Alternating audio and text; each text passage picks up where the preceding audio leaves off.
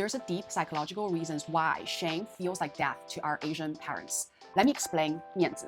面子 isn't just reputation, it's our social existence. In Chinese culture, you don't exist as an individual, you exist as a part of a collective. So losing face means losing your place in the society. And in our collectivist cultures, being cast out means literal death.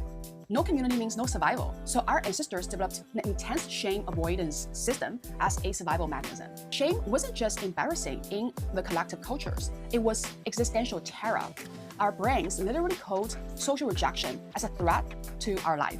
So that's why our parents' reaction to failure feels so extreme, as it's their nervous system's reaction to danger. This creates a culture where our own identity is deprioritized.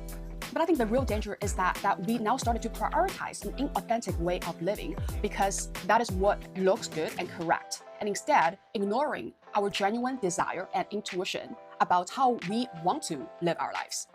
When our failure is everybody's shamed and our success is a family's face, we're not pursuing our dreams, but carrying the collective dreams. Put it plainly, our mom's panic about our career isn't vanity, it's her own generational trauma.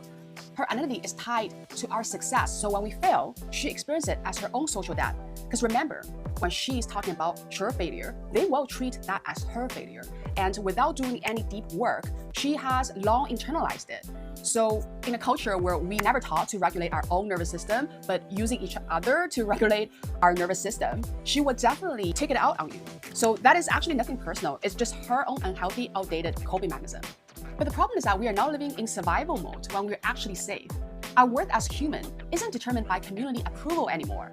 But our family's nervous system doesn't know that. Understanding this helps us to separate our identity from their ancestral fear. Their panic about face isn't really about us. It's from a deep-seated unconscious pain of being potentially ousted in their community. So let's honor their experience but choose our own path anyway. What area of your life is still controlled by the fear of losing face? Comment below and let me know.